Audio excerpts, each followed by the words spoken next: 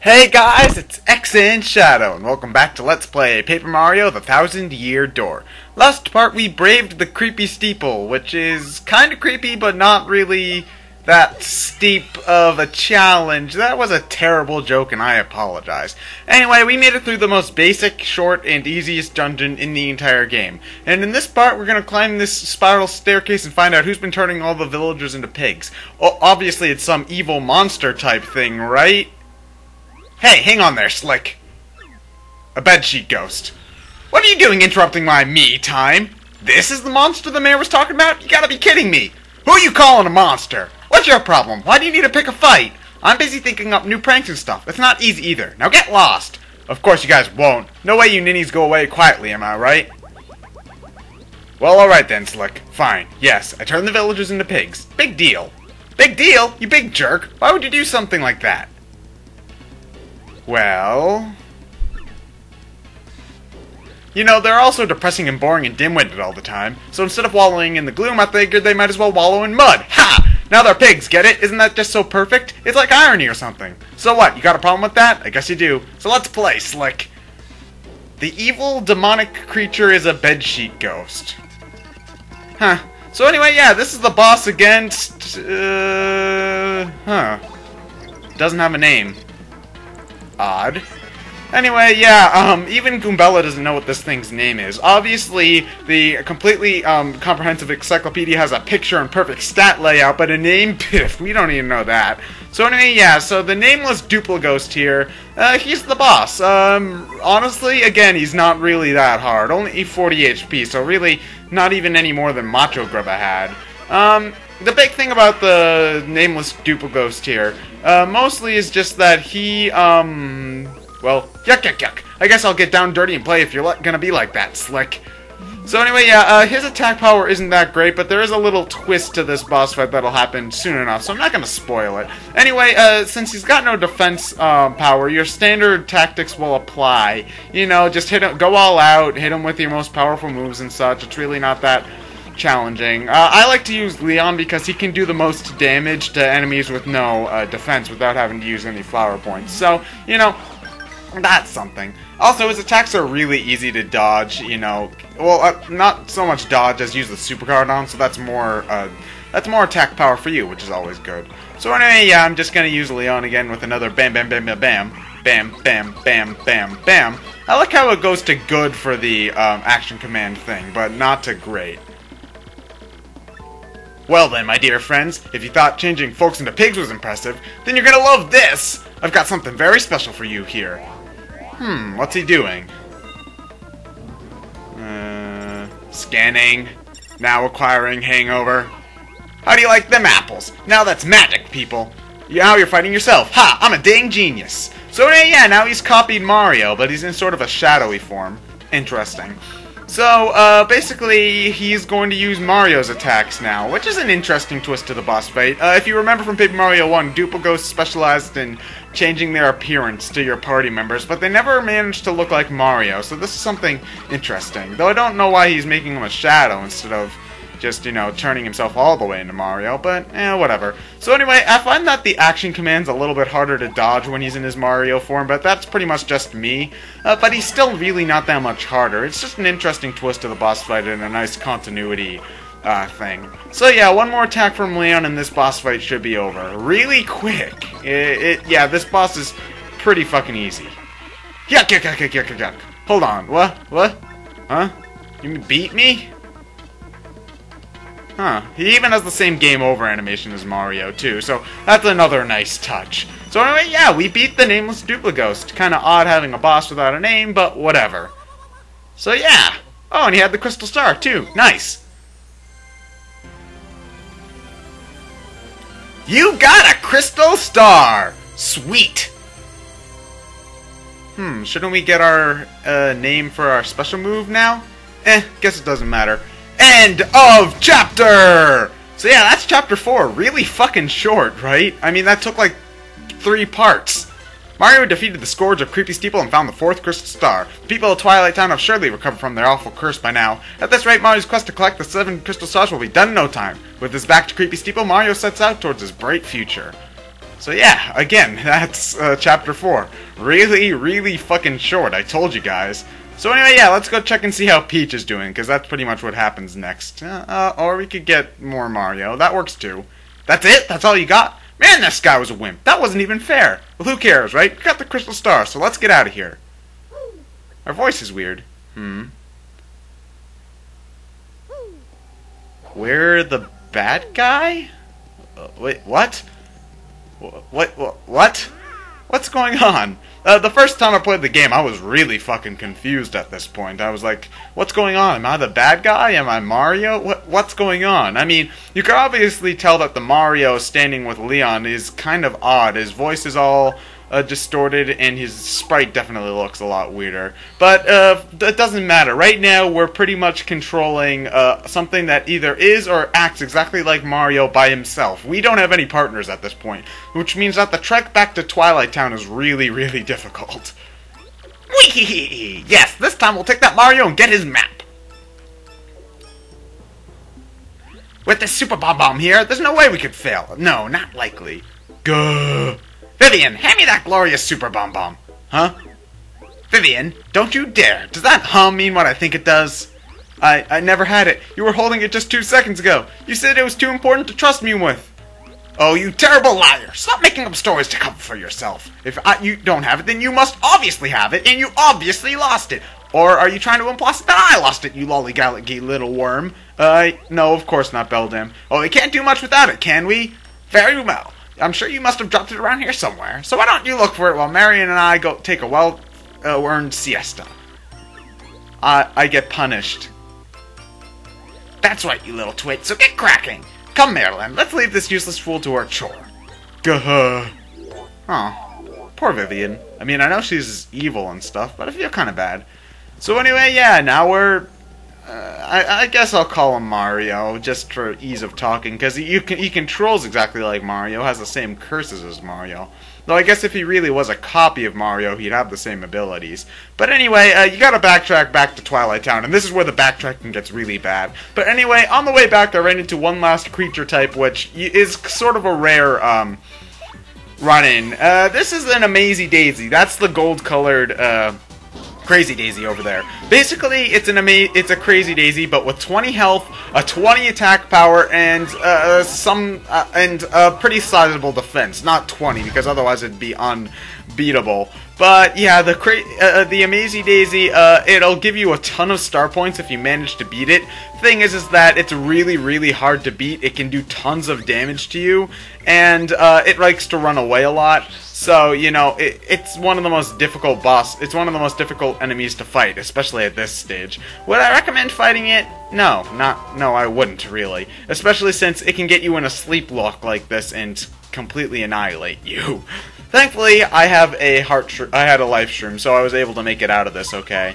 But, you know, the Amazy Daisy, it's just something that you can randomly run into. I don't recommend hunting them for grinding. I mean, you don't ever really need to grind. I've said that multiple times. So yeah, that battle, But anyway, those are Amazy Daisies. You'll run into them occasionally. So yeah, let's get back to Twilight Town. Hey, what's up, Slick? Been waiting for you. Yeah, you're Mario, right? What a great name. And I really dig this body too. Man, can I jump now. And hey, you're so popular around here. I get mobbed. I just love being you. Yeah, it's so cool, I don't think I ever want to stop. So you figured it out by now, right, Slick? Your body and name belong to me now. See, I've got the power to change my shape into anyone I want. It comes in handy. But to really be someone, I need to take their name and body too. Which means you turn into a shadow and can't use your name. Tough Blake, Slick. That's not enough, either. I aim to erase you for good. I guess it'd be unsporting to ruin you without a challenge, so I'll give you one chance. If you guess my real name, then I'll give you back your name and body. What do you say, Slick? This'll be fun, right? Now guess, what's my name? Hit me with your best shot. Hit me with your best shot. Fire away. So anyway, lowercase letter P's missing. Odd. So, what's his name? He sounds like, yeah, Douche. Okay, Douche, that's your name, you dick. Wrongamundo, little nobody. Who named their kid that? Well, Giovanni. Yuck, yuck, yuck. And don't even think about running from battle. Here, no running. So anyway, yeah, now we're fighting, well, Mario? Well, okay, I should just let the cat out of the bag. We are the real Mario. This is the nameless Duplighost. But he's in our form and I'm in his, so we're pretty much just at an impasse here. Maybe we can compromise, but I don't feel like it right now. You need to run away. Aww, that's no fun. So yeah, now we gotta go back into Twilight Town, gather a little bit more information. Everybody's not a pig anymore, so that's nice to hear. But yeah, let's go over here and find out what happened to the shopkeeper, because, you know, her husband should be back, right? Oh, this is awkward. I guess that pig wasn't my husband at all. This guy is younger and cuter than my husband, actually. What a strapping fella. Perhaps it's time I traded in for a new husband. Oh, I'm only fooling. Greetings, welcome to the... Yeah, now, then she just goes to the normal shop stuff. The shop actually functions now, as much as I can tell. I don't think you were allowed to, like, store stuff beforehand. But I could be wrong. I never really used the shops for anything. And the 3 pigs that were over here are the Traveling Sisters 3, so I figured I might as well just point that out. So anyway, yeah, they were turned into pigs, which is funny. I do like that they had them here, because it does show that, yeah, Mario and friends could have been turned to pigs if they waited long enough. But, huh.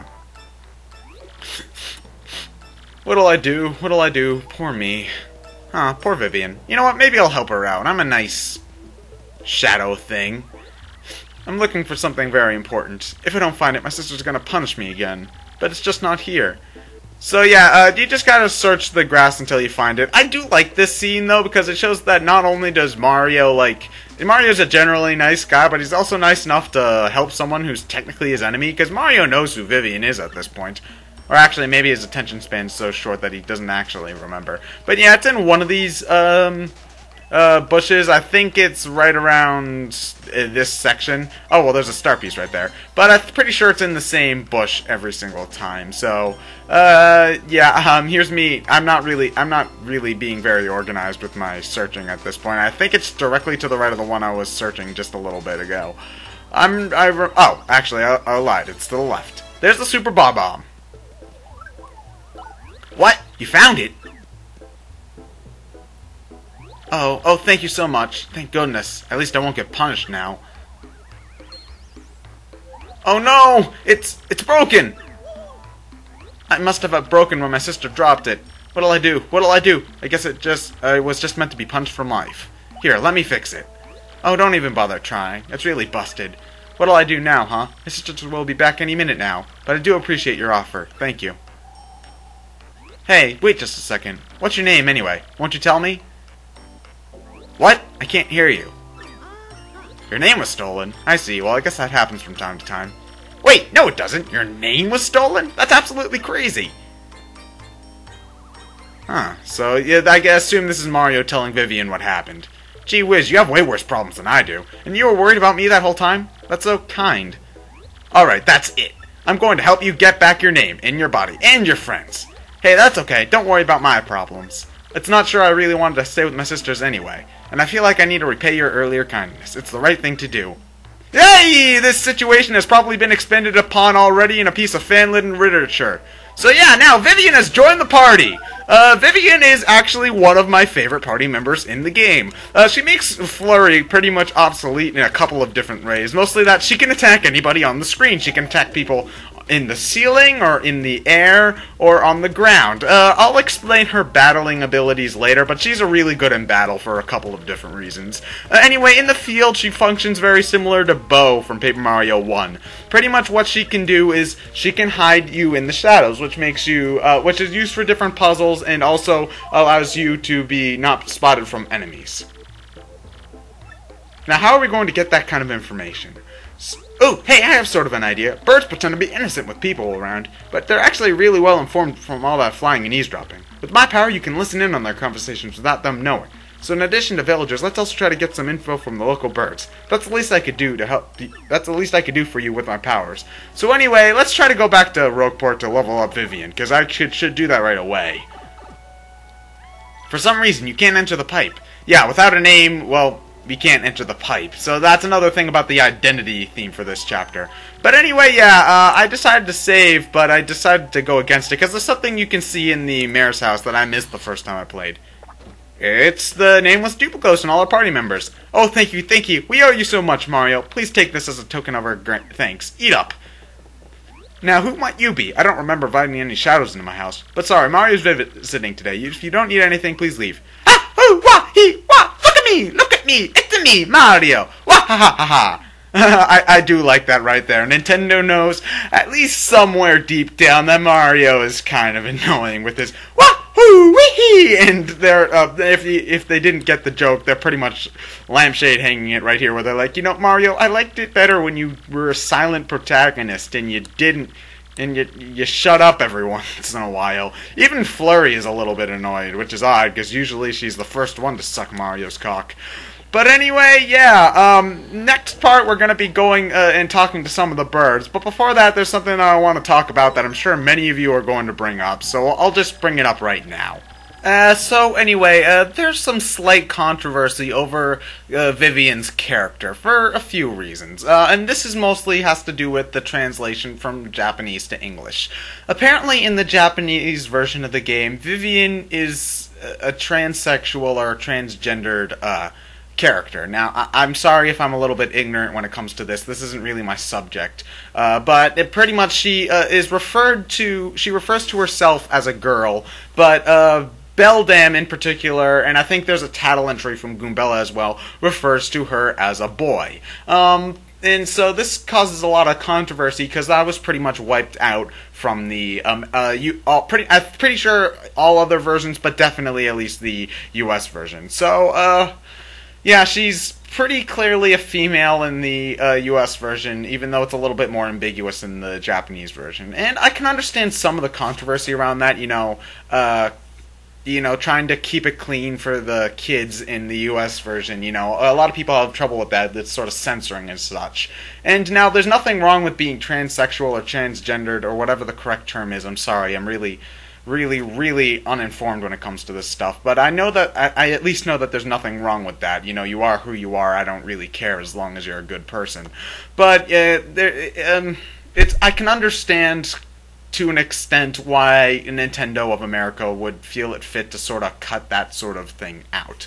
The whole point of her transgenderedness in the Japanese release was to sort of help make her feel more like an outcast when it comes to the Shadow Sirens, and when it comes to all the characters, really. She's very alone, and having her have that sort of thing about having the sort of transgendered thing be about her, the only real instance of that in any Mario thing I've heard, it isolates her. And so it sort of builds upon her character, but they do a pretty good job at explaining the same sort of thing anyway without that added detail. They make it pretty clear that Vivian is pretty alone in the American release as well. She's very much made fun of by Beldam. All of the party members say stuff about her that's sort of not.